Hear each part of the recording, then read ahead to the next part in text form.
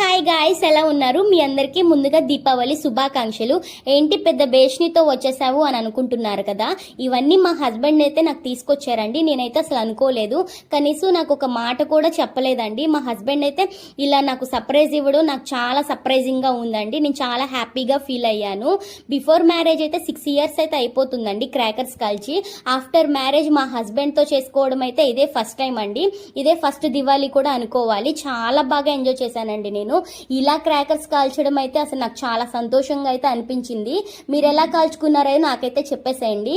ఈ బాంబ్స్ చూసారా ఎంత బాగున్నాయి అంటే బాగుంటాయండి, బాగానే ఉంటాయి. ఏం చేస్తాము, కొట్టుకాడికి వెళ్ళి కొనుక్కొతే కదా తెలిసేది.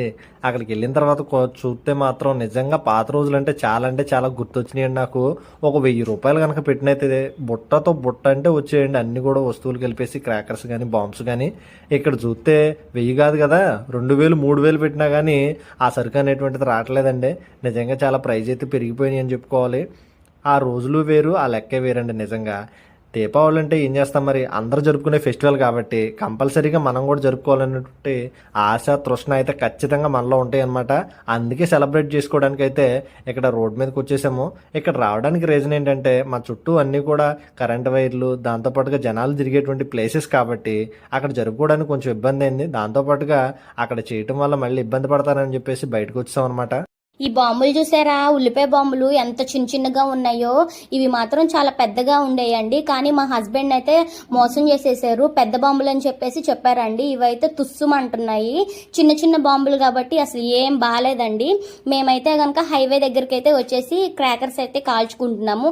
ఎందుకంటే చుట్టుపక్కల ప్రాంతాల్లో చిన్న పిల్లలు ఉన్నారు అండ్ ముసలి వాళ్ళు కూడా ఉన్నారు కదండి. వాళ్ళకి ఎప్పుడు కూడా మనం ఇబ్బంది కలిగించకూడదు. సో అందుకే మేమైతే మాత్రం దూరంగా వచ్చేసామండి. ఇక్కడైతే కాల్చుకోవడం చాలా హ్యాపీగా ఉంది. చాలా బాగా ఎంజాయ్ చేసామండి. ఎవరికి ఏ ఇబ్బంది కలిగించకుండా ఇక్కడికి వచ్చి క్రాకర్స్ కాల్చుకోవడం చాలా బాగుంది.